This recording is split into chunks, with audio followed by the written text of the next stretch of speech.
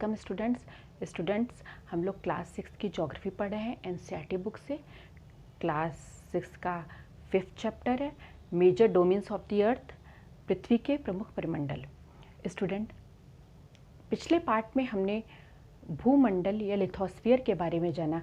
अब हम लोग जलमंडल या हाइड्रोस्फीयर के बारे में पढ़ेंगे। स्टूडेंट, पानी के सभी फॉर्म, चाहे वो बर्फ़ के रूप में हो, पानी के रूप में हो जो समुद्र, लेक, रिवर्स में रहते हैं, या वाटर वेपर के रूप में जो एटमॉस्फेयर में हैं, वो सभी पानी के रूप, भाप रूप में, बर्फ़ रूप में, पानी के रूप में हाइड्रोस्फीयर का हिस्सा है।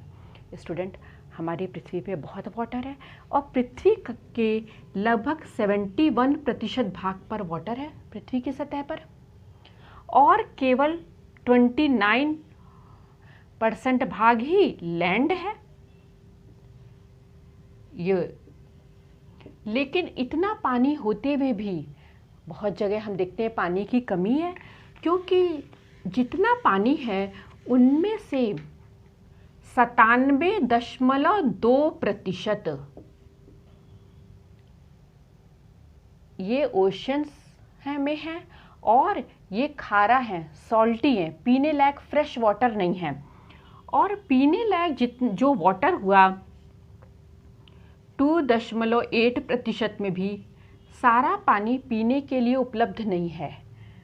कि 2.77% वाटर आइस या अंडरग्राउंड वाटर के रूप में है, जमीन के नीचे है, या वह हिम नदियों में है, ग्लेशियर्स में है, जो बर्फ़ के रूप में है, तो ये भी हमको उपलब्ध नहीं हो पाता।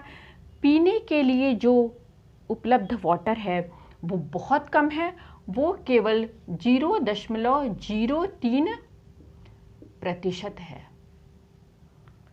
तो इसलिए फ्रेश वाटर, पीने की पानी की हमको बहुत जगह कमी दिखाई देती है। महासागर हैं वो बहुत बड़ी लार्ज वाटर बॉडीज़ हैं और वर्ल्ड का हम 97% से ज़्यादा भाग पानी का इसी में है।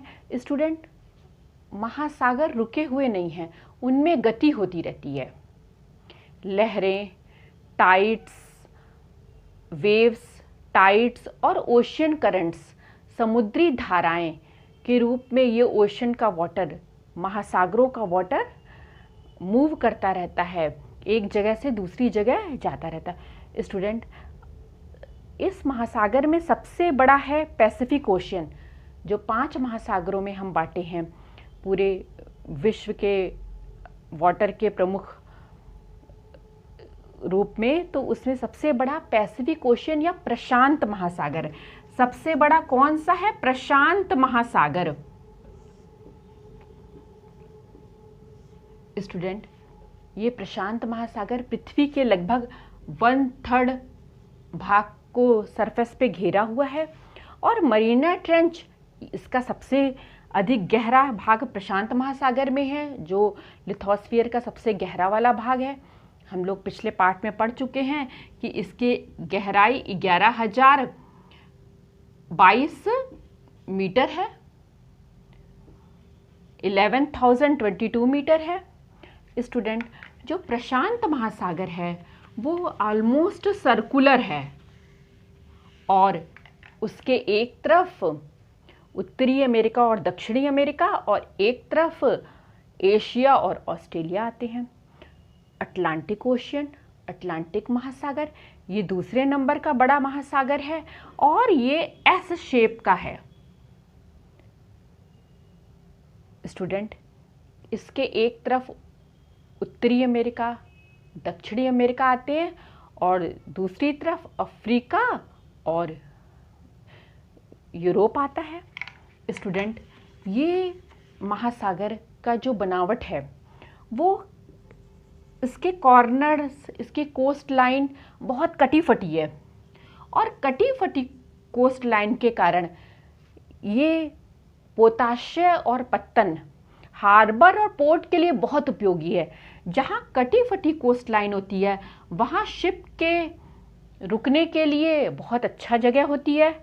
तो यहाँ पे बहुत अच्छे अच्छे पोर्ट्स, बंदरगाह का विकास हुआ है और ये बिजनेस के पॉइंट ऑफ व्यू से सबसे अधिक व्यस्त महासागर है। यहाँ बहुत से पत्तन हैं, बहुत से पोर्ट्स हैं, बहुत से हार्बर्स हैं और बहुत अधिक ट्रेड होता रहता है। इंडियन ओशन या हिंद महासागर का नाम भारत इंडिया के नाम पे पड़ा हुआ है और ये लगभग ट्रायंगुलर है, लगभग त्रिभुजाकार है। एक तरफ ऊपर एशिया है, दूसरी तरफ अफ्रीका है और तीसरी तरफ ऑस्ट्रेलिया है। तो लगभग ट्रायंगल इसका शेप है। स्टूडेंट, द सदर्न ओशियन, दक्षिण महासागर साउथ पोल के आसपास है और ये अंटार्कटिका महाद्वीप को घेरे हुए है। अंटार्कटिका महाद्वीप को घेरे है और 60 डिग्री का जो दक्षिणी अक्षांश है वो इसकी बाउंड्री माना जा सकता है। तो अंटार्कटिका और ये अंटार्कटिका कॉन्टिनेंट है, अंटार्कटिका महाद्वीप और 60 डिग्री की दक्षिणी अक्षांश के बीच का जो महासागर है वो दक्षिण महासागर कहलाता है, सदर्न ओशियन कहलाता है। आर्कटिक ओशियन नॉर्दर्न हेमिस्फीयर में उत्तरी गोलार्ध में है और ये आर्कटिक सर्किल जो 66.5 डिग्री का नॉर्थ लैटिट्यूड है, 66.5 अंश का उत्तरी अक्षांश है, इसकी सीमा माना जा सकता है। और उत्तरी अमेरिका और यूरेशिया के उत्तर भाग इससे जुड़े हुए हैं। स्टूडेंट, बेरिंग जल संधि या बेरिंग स्ट्रेट के द्वारा ये पैसिफिक ओशियन से जुड़ा हुआ है। बेरिंग जल संधि के द्वारा ये पैसिफिक ओशियन से जुड़ा हुआ है। बेरिंग जल संधि पानी की छिछले वाटर की, शैलो वाटर की एक चैनल टाइप की है और उसके द्वारा प्रशांत महासागर, बेरिंग स्ट्रेट से प्रशांत महासागर और आर्कटिक ओशियन, आर्कटिक महासागर जुड़े हुए हैं। तो स्टूडेंट नेक्स्ट पार्ट में अब हम एटमॉस्फेयर के बारे में पढ़ेंगे।